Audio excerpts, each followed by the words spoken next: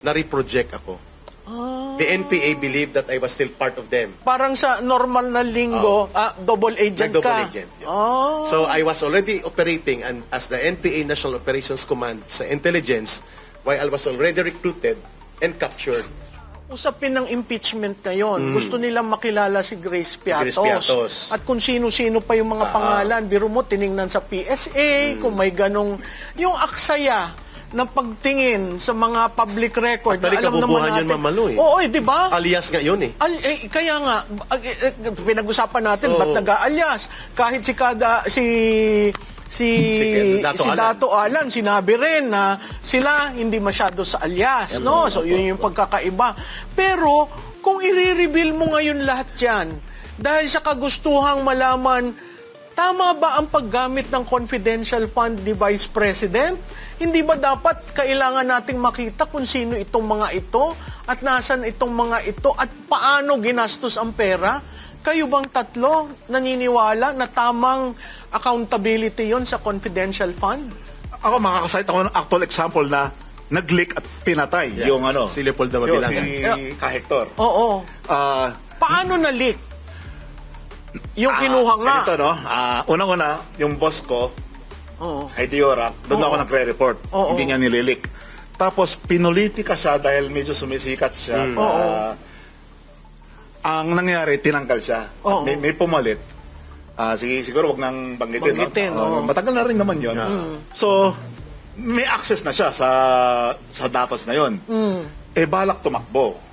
Dumakbo para sa Senado. Kasi Senado. Yan, politiko na naman ha. Sa national security, parang kilala ko rin yan. dumalo sa Netherlands, nakipagtsikahan with Joma Season, rest in peace, no? Nag-leak sa all the way kay Joma. Pinakita niya Exactly yung lista. 32 years.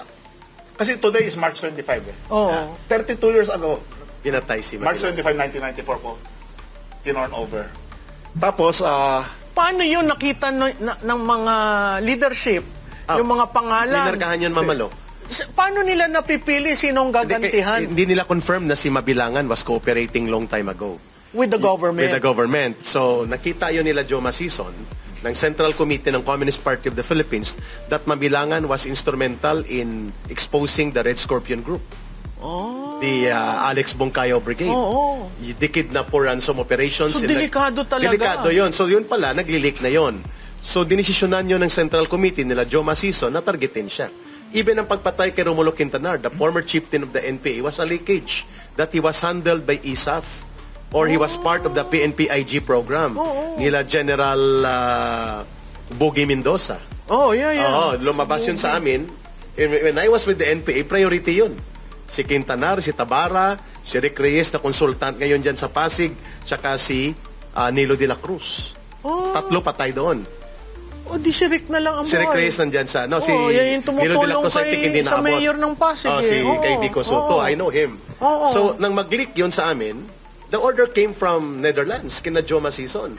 At ang nag-execute, National NPA Operations Command. Si Quintanar na-execute. May decision sa Central Committee, ibababa sa NPA, nasa ground, National Military Commission. tapos liquidation. Papatayin talaga. On the spot. in just 1 week, pinatay. Yun ang sinasabi niya. Kaya hindi nila naintindihan ito, Mamalo, na ganun po kabigat. Yun, nang ma-expose ako na si Eric Almendras pala, si Jeffrey Celis. Kasi boses lang ako dati. And I only limited lecture lang ko sa military intelligence. Pero nang makita nila ang mukha ko that I was the resource person sa pag-create ng National Task Force to End Local Communist Armed Conflict, tinarget ang pamilya ko. So, ngayon, ibig mong sabihin, meron kang bounty sa... Ang tawag dyan sa NPA, SO, Standing Order. So, meron ka? Papatayin ako. Dahil alam na nila kung sino.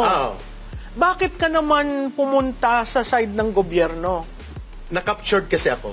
Yun, yung kaninang kwento. So, that was 2008. Na-captured ako, and then hindi po sinabi na na-captured ako. So, it's somewhat complicated. Ang tawag dyan sa intelligence project, alam ng mga resource persons yan sa intelligence, na-reproject ako. The NPA believed that I was still part of them. Parang sa normal na linggo, double agent Double ka. agent. Yeah. So, I was already operating as the NPA National Operations Command sa intelligence while I was already recruited and captured. So, bahagi ng mga trabaho ko ay nagre-report ako sa Hindi ka isang natatakot? Ngayon? No, ngayon natatakot syempre kasi kilala na nila. Oo. And these are already court records. Oo. Tinatanong na yan sa akin sa korte, bakit ka iba yung testimony sa Senate, iba sa court? Oo. Because I was not inclined to expose kung ano talagang ginawa ko. So Kaya until now, hindi ka pa rin nag-expose ng, oo, ako Yeah. si Ka Eric, pero Oo, lahat na nangyari sa buhay hindi ko. ko pwedeng Oo. expose. Halimbawa, paano namin Yun yung national security aspect. paano namin in-infiltrate ang ISAF? Oo. So sa NPA side yun. ikaw So paano ko in-infiltrate naman ang NPA para mag-leak sa Mahirap itong gobyerno? ating Mahirap guest. yun. Oo. So, diyan pumapasok ang kahalagahan kung bakit ang paggamit ng alias ay hindi pandaraya. Yan ay Oo, proteksyon. yan, hindi pandaraya, proteksyon sa Proteksyon. gustong tumulong Sa sa gobyerno. gobyerno.